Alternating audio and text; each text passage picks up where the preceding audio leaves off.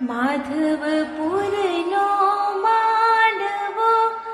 આવી જાદવ કુળની જાન,